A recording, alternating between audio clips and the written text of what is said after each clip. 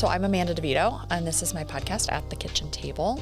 And the whole thing was designed to inspire and connect entrepreneurs. And so when Alan and I got to chatting, he was like, man, you got to know Mike. And then I know Mike. And so now I have all these people who know you. So I'd just like to introduce you guys together as you work together as colleagues. But Michael McCarron and your wife, what's her name? Jillian, that's right. She and you run that business together, Lakeside. Correct.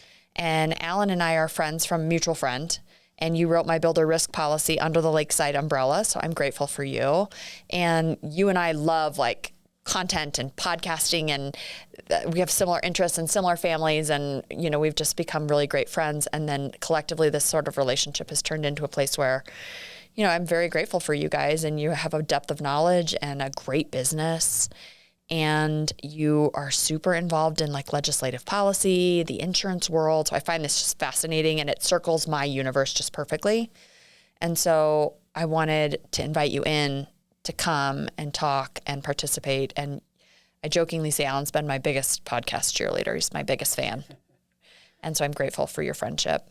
So anyway, just a quick introduction, but maybe Michael, tell me, how did you come to own Lakeside? How long you been in business? How's the business going? And then we can talk about some of the successes and failures along the way, but like, how'd you get here? Yeah, sure. Thank you, Amanda. I'm originally from Detroit.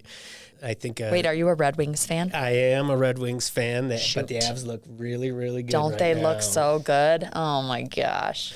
You know, Midwest boy, wanted to move out to, you know, ski, live the dream in the mountains, and, you know, graduated from University of Michigan, and then moved out with my girlfriend, then fiance, then wife. Wife of like many years, yeah? Yeah, we moved out together. And wanted to just ski and enjoy. And I think my parents put a little pressure that I needed to get a real job. And I ended up as a underwriter for an insurance company out of Golden. Okay. And that was kind of the genesis of insurance, just kind of fell into it. It seemed like a respectable job to tell my parents about. And then got an opportunity to purchase a small agency out of the town of Lakeside. It was in Lakeside. That's how it got its name. Huh. We were next to Lakeside Post Office in the town of Lakeside.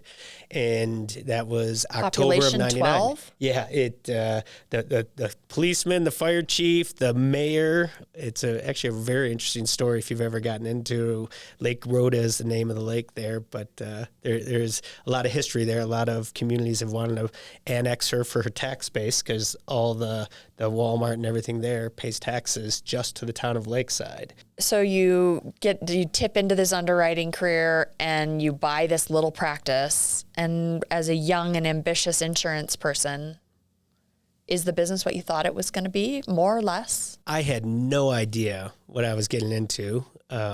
Fairly young and immature into the ways of the business world. I just figured I'd figure it out on the fly, and there was a lot of on-the-job training, I'd say. You did figure it out on the fly, yeah? I mean, that was the way it rolled. Yep. So looking back, who were some of your best mentors, or who were the people that sort of gave you the knowledge you needed?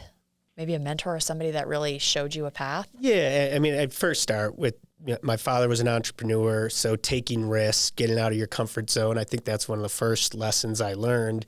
And then it's being a very young person in the business, 99, 2000, I had a lot of, older hands who were in the business who wanted to help a young guy, become something. Yeah. So I think without their encouragement and support and mentorship, and there were a number of them, and why they chose me or to help me, I don't really know, but I'm, forever grateful, certainly. Yeah, of course. So I believe you own your building, right? Hey, we bought it, paid it off, and then we sold it, and now I'm between buildings, trying to decide what the real estate market and specifically the office real estate market is going to do. Yeah.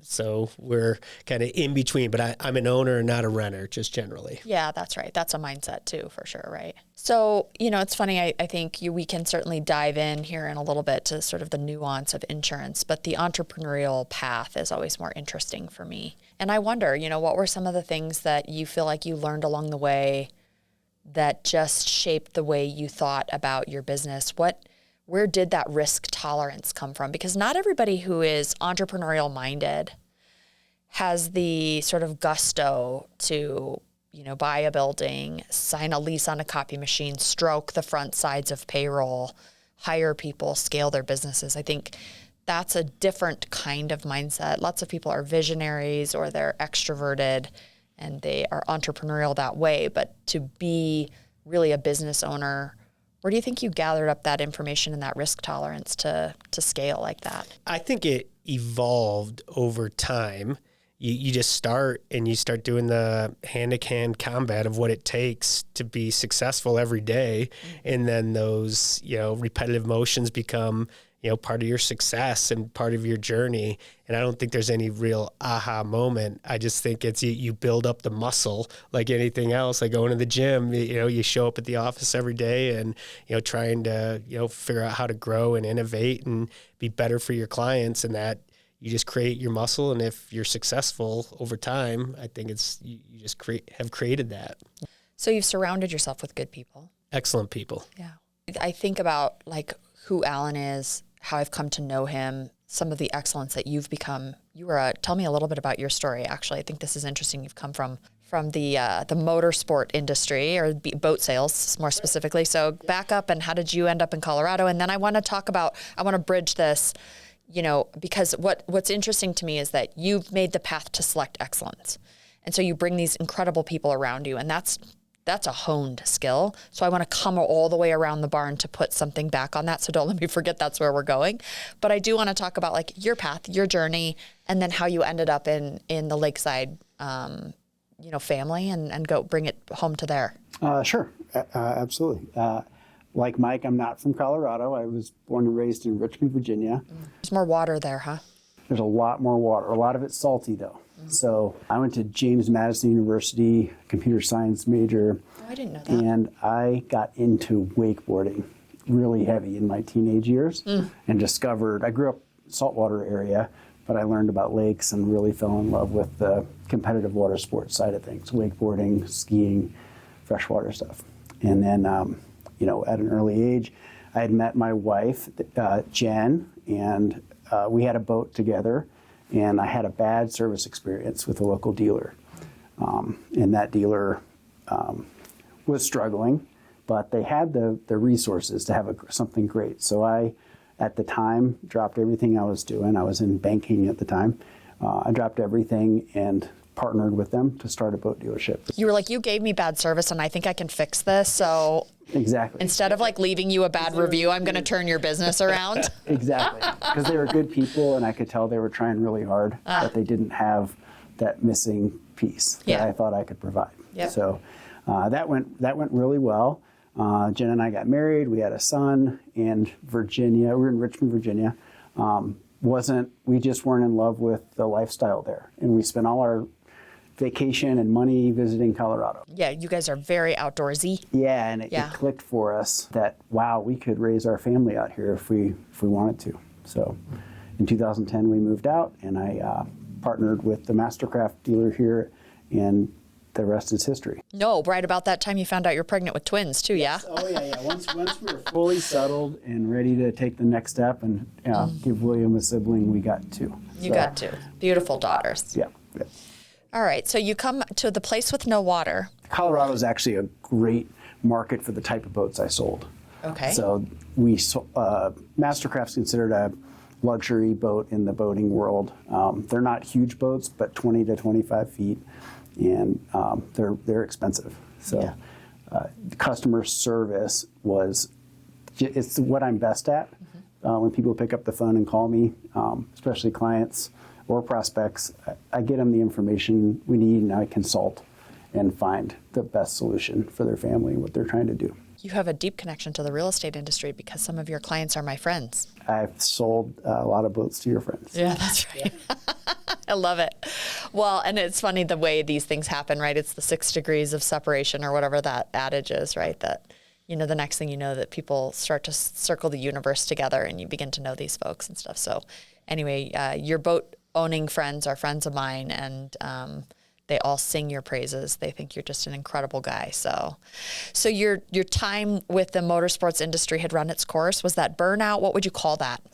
Neither. My ownership in my dealership, we sold it in 2022, and I stayed on for a while. The market was downsizing a little bit after the COVID boom, and I felt like I needed to get out of the way, and maybe that's the way to say it, with the current ownership group, and he needed to take the dealership by the reins and do his thing. He didn't need somebody like me in the middle, just because of the downsizing of the market. Yeah, that's right. And I had some opportunities that I wanted to pursue. Yeah. So it was mutual. How do you know Michael, and how did this end up that you ended up in insurance? I mean, it was a big leap of faith, yes, for you to shift out of that. Absolutely. Yeah. I do have my family is grounded in insurance back east. So employee benefits consulting and property casualty insurance. And I've always known it's a great industry. Yep. I've known Mike because he was a client of mine. He had a boat. Did you buy a boat? I bought a There Mastercraft it from is. Alan. There it is. Yeah, now I know. Yep. He came in the showroom one day, and we turned him in the right direction and got him in a Mastercraft. But yeah, and Mike and Jillian and Jen and I have, gotten drinks and dinner maybe once or twice a year ever since. And Right.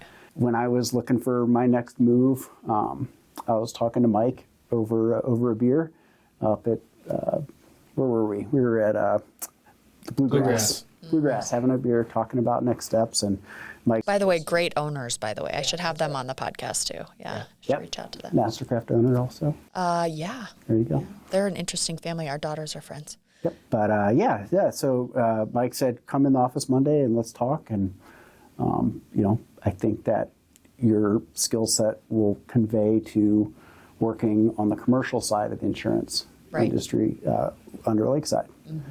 And he's got an amazing team, account management team, and 2 other producers that have really taken me under their wing to help learn the business. Yeah. Because that's been the most difficult part for me. Yeah, I mean, forward-facing sales, not hard for you. Right. Back-end insurance universe, hard.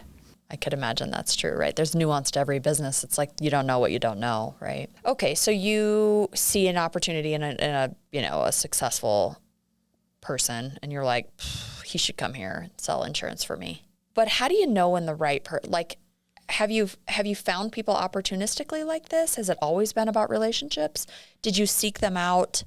How did you hire people?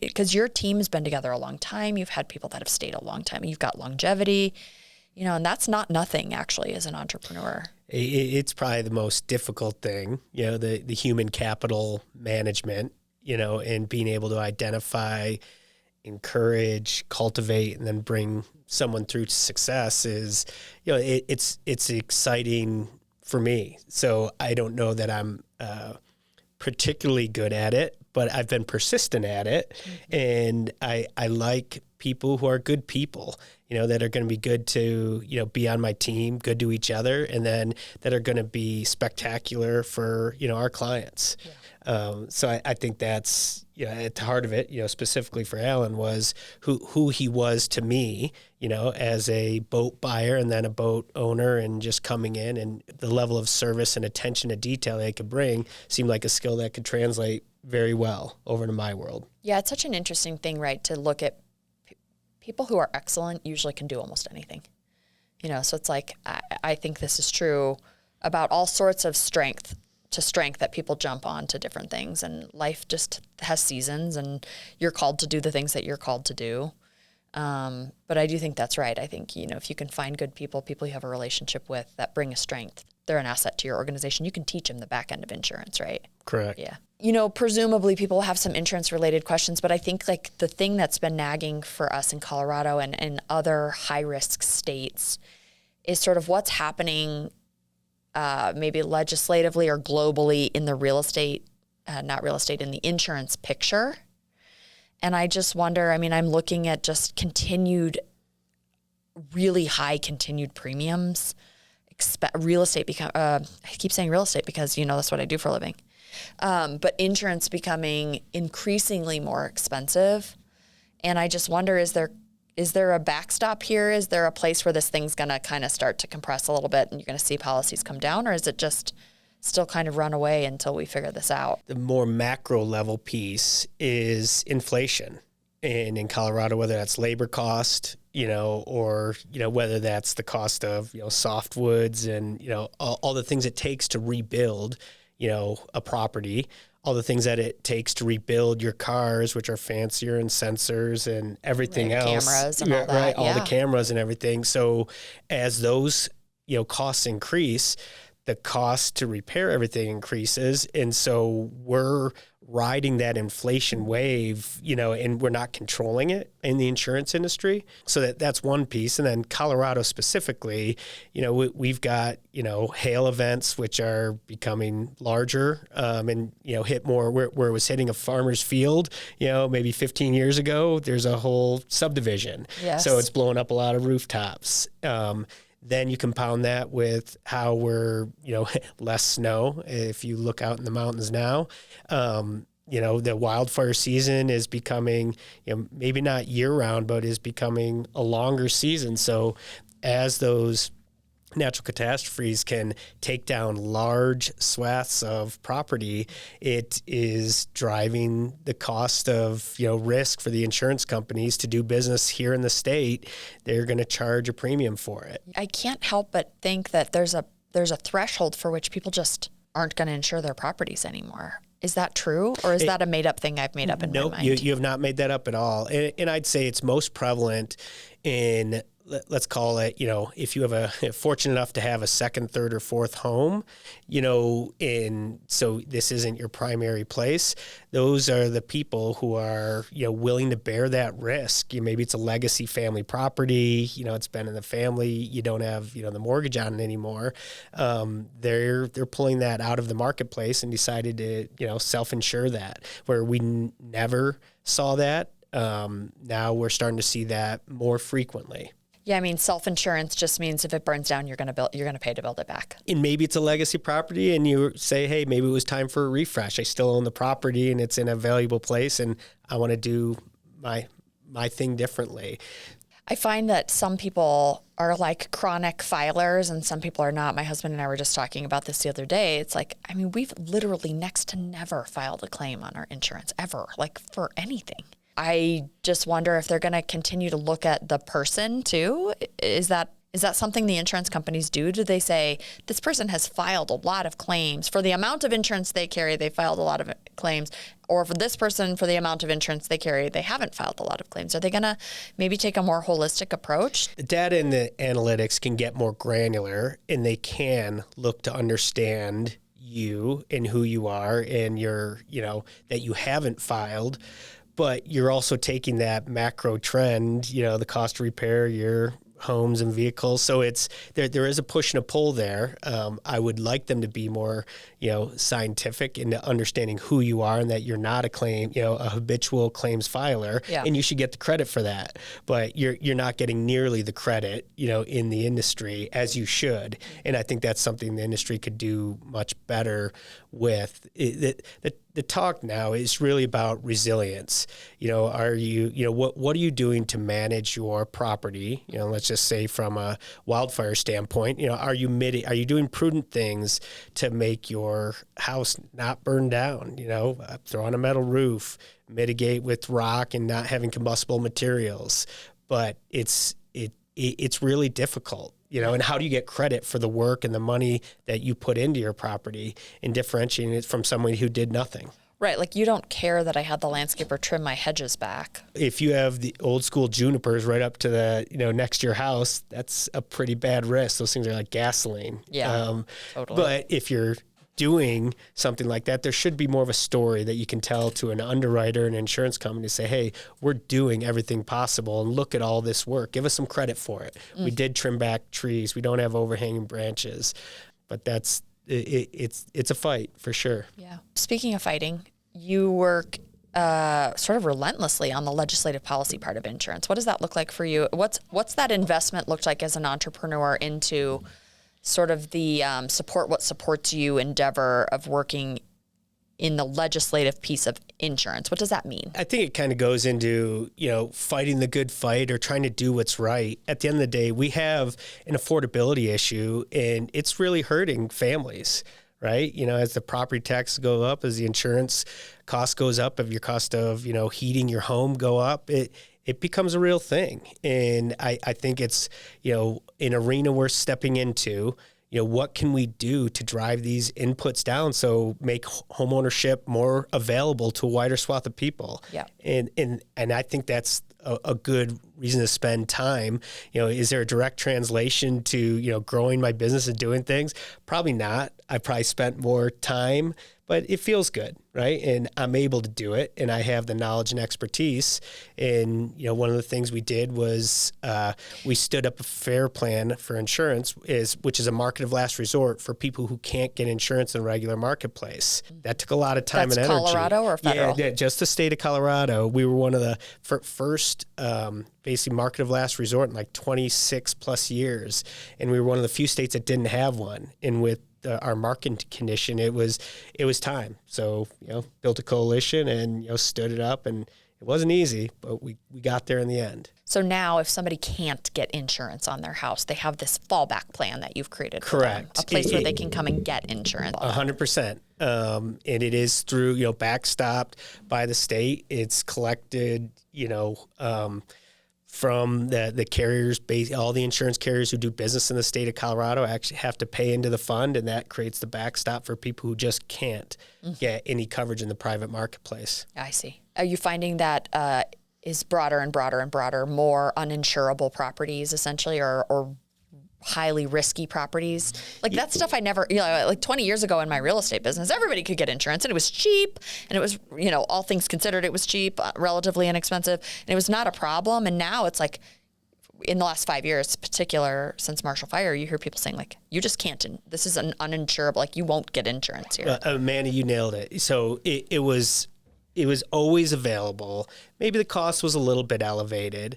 But there was never a true availability issue. And then, mainly because of the Marshall fires, and just some of our other weather events, that there wasn't an insurance available at any price. And that's what, freezes up the real estate market. People can't move a transaction unless, they can go all cash or whatever. And that was the real poignant need. Like, all right, we've got to do something to fix this, because you have to be able to insure a property. It's interesting. I was watching the news recently, which we all do occasionally when we want to feel bad about ourselves. And, the current administration is hammering on affordability. And as a real estate person, what that actually means is prices coming down. So buyers should be dancing at the idea of affordability, and sellers should in some ways be a little worried, because if this administration gets what they mean, gets what they say they're going to do, if they do the thing they say they're going to do, they will drive the costs of homeownership down, which would be very good. It would be good for more accessibility for young people to be able to buy houses and insure them.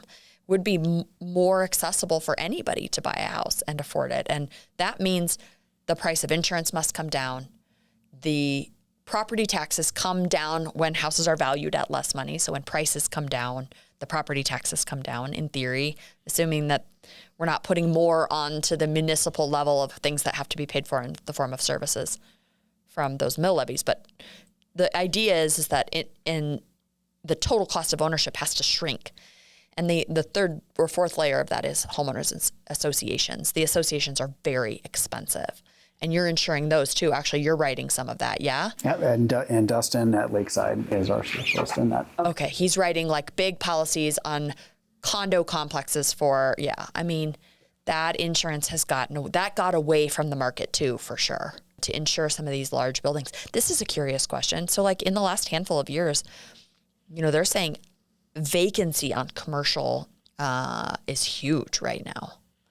And you're nodding your head. You're seeing some of this in your part of the business here, which is, so the insurability of large, basically empty commercial buildings is scary, yeah? Yeah, you look at there was the townhome apartments that were being built in Denver. we're still looking at the cause of that fire, largest fire in 30 years in city and county of Denver, but as it was being built, and maybe it was someone went in there and started that fire. And so if you have vacant buildings become, a place for people to go and for vandals, right? Yeah. Right. So that's what makes the insurance companies, very antsy when you don't have control. If it's vacant, who's in there, who's watching, that someone broke in a window or a back door and then making a fire to stay warm or whatever might be happening. Right. Yeah. And so now we're going to be looking at, because that's, I believe, into the hundreds of millions of dollars or so, with that fire, was that 2 weeks ago? So it's real, it's here. And vacant property is crime scores around city and county of Denver, like they're looking at it to see what, is there bad things happening in your parking lot? We don't want part of that liability. Yeah, it's so interesting. That's something I hadn't considered, right? Is that the insurance companies are looking at all behavior essentially around the building they want to insure, the unit they want to insure, whether it's residential, apartment housing, ownership housing, commercial space, et cetera, considering all of those variables, right? What are the crime scores? What is the fire mitigation around the building? Are people cutting down trees? Are they doing their landscaping work? And I think that's not the insurance company's job to manage those nuances, but I could see how it would influence what they're willing to insure. It's just taking the whole gambit of risk and putting it on the table and being like, how risky is this for us? Totally. It's just a risk game, right? Absolutely. The total cost of risk, what is the insurance companies putting up significant amounts of capital, that they could lose at the time of loss. So what are the characteristics of that risk? And the capital's global, and it can go, anywhere. So if you have a area or a state which is not attractive, let's just say California with the Palisades fire, I think we're on the year anniversary this week, the pool of capital goes someplace else. Hey, I feel safer insuring some things in the middle of Iowa. That's been something that's been interesting to me, being new to the insurance industry, is the conversations that happen between, our agency and the underwriters and sales reps we work with for the insurance companies. They talk about the risks and why they're interested, or they have an appetite for it, or they don't. When you have a new client that you're trying to find coverages for, they want to know the color around the business or the building. They actually are asking those questions. Interesting. And they pay attention to, they listen. Maybe it's because I've worked with Mike and they already have this great trust with him. Mm-hmm. But when I get to tell my story for a new client, I'm able to get across to them and connect. Yeah, it's interesting. You so infrequently hear of a really heart-wrenching story of loss. But can you think of in your career the time where maybe it was the first time, because I'm sure it's happened to you now subsequently 100 times, where you have a great client, somebody you care about deeply, and they call and they say the whole thing is gone? What's that been like? What's that experience when somebody you've served your whole life, or you've insured their home and the next thing you know, it's burned to the ground? What's that been like? Yeah, I'd say that I'm going to go with the business owner example.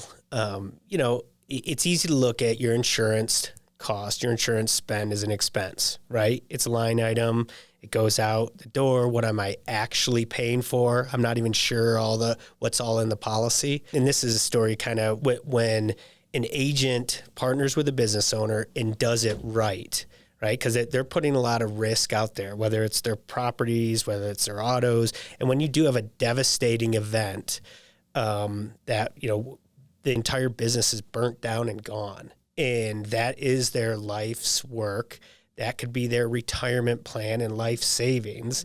And if you do it wrong, that person may not be able to recover, and they may lose all their business assets at the same time they lose their personal assets. Right. And when you do it right, and I've had multiple, and sometimes they're hard, discussions like, hey, this is why we're going to, you should think about making this decision on your insurance policies. But when you do it right, and then they come out the other side and can rebuild their business back to what it was and be moving forward again, how grateful they are. Because it's not just, their business, their personal, finances. It's also their employees. It's their employees, who are going to have a job to come back to, right? And then their employees' families. So I think it's more when the system works, when bad things happen to good people and the insurance policies come in and take care of that, that's everything that's right about our business. Yes. And there's a lot of people who don't give great advice, and it is more just, hey, your premium and it's a sales commission, and they move on, and you get the heart-wrenching stories of people who do it wrong. And when people lose everything, I hear those stories. Oh, we've all heard them. Right. Yeah. It is gut-wrenching, and the amount of people and lives it affects is more than you think in the ripple effect. So That's right. that would be when it's done right, this is a process that functions and works. What are you seeing in the industry right now that feels like a surprise to you, or something that's been lurking, or something you think is going to wildly change the way insurance is either done or is happening? What's the wow, this is happening right now and it's going to be something? I would say it's the hyper consolidation fueled by private equity. Ooh. You've got a lot of, my why, in this business is that I think locally owned businesses are backbones of communities, right? And when they sell in a larger, and let's just say, driven out of the coast, driven out of large cities, driven out of private equity, these people who buy, they don't care about the local community, whether it's charitable giving, whether it's, donating their employees' time, maybe the whole office disappears. That experience from a local business owner to another local business owner, it's different, it's changed, and I don't think in a good way. And I think that's the biggest thing affecting my industry, which is affecting entrepreneurs and small business all across this country. And just to distill this down, you're saying please. Private equity is buying small business and it's hurting the consumer experience. I think absolutely. It's hurting communities and the businesses and the people that are all employed there. It's a thing. We have to deal with it, but it's an interesting component. That's so interesting. And I actually kind of feel like I'm feeling it everywhere. My spidey senses are good, and I'm seeing it and feeling it everywhere. I'm seeing, insurance companies being bought by private equity. I'm seeing real estate companies being bought by private equity. I'm seeing daycares be bought by private equity. You're seeing these sort of venture capital companies coming in, absorbing an industry. And really, the analogy that I grew up knowing was that when I very first got into real estate with my dad, he used to use a yellow highlighter to highlight off his to-do list. And I remember, and he would do it on paper because, that was ancient times. And I remember being in the car with him one time and he was highlighting off his to-do for the day. And it was like the screeching of a highlighter. And I said, Dad, throw the highlighter out, get a new highlighter. And he said, when you're buying the highlighter, you can do anything you want with it. That was sort of, that it was happening during sort of the transition of power in our business too. And it was kind of like, oh, okay, I get it. He wrote the check for the box of highlighters. And it's such an inconsequential, trivial thing in the grand scheme of owning a business, right? But that everything costs money in your business, and to mismanage the business's money, to throw something out that's not done with yet, is this high level of awareness that business owners have when they're the ones stroking the front side of the check to pay for the thing. And when private equity comes in and takes over a business, in some ways, there's nobody who cares about the box of highlighters in the business. This is sort of the same analogy of government too. Like when government has its hand on something, there's nobody writing the check. It's not Judith's money that she's writing the check for to buy the highlighters. And so that loss of everybody treating their business like an owner. And I think that's the benefit of having somebody like Alan in your business, is that Alan probably treats your business like an owner. Absolutely. I know for sure the girls who are employees at DiVito Dreammakers or who are staff here, they act like owners in this business. They take ownership in the business. And that's a hard thing to teach or to train on, or for people to learn or to know. And I'd go further, throughout my career, it used to be the opportunity to own the business would get perpetuated internally. And, success stories where you literally have someone who was working the front desk as a young person, grew up in the business, and then they get an opportunity for ownership, or some high performers in the business who want to continue the brand, continue being in the community. And when an owner sells to, large, faceless, whatever, that's the American dream being taken away from the people who helped them get there. Yes. I think that's a thing too, that shouldn't be discounted, Yeah, it's so true. I had a kindergarten teacher who taught all 3 of my kids in kindergarten. And she used to say, if you can do something that makes my mouth say, wow, then you'll know it's a really big deal. And we used to go into the kindergarten class to pick our kindergartner up. And then Barb Caprito would say, we had a wow day with Ollie today. My mouth said, wow. And I think this sort of the change of industry with technology, AI, venture capital, private equity is making my mouth say wow in the industry in an unusual way. And so it's interesting that should be the thing that stands out for you, is that those are the times when I say, I scroll in my Facebook feed or whatever, right? And I see some company is bought by somebody and your mouth says, and then it's this is how you know things are changing. A lot is changing in both of our industries here for sure. And in the meantime, we'll continue to just lead the community and do the thing that we do, and hopefully transition our businesses to the next generation, or to private ownership, quiet ownership of a nice local person. That's all you can hope for. And if this venture capital, private equity thing gets too runaway, don't worry, people will come back. Right. They'll come back to private ownership, to family-owned businesses. But I think it's definitely under assault today. There's no doubt. Thanks for coming. Awesome. Appreciate the opportunity to chat with you.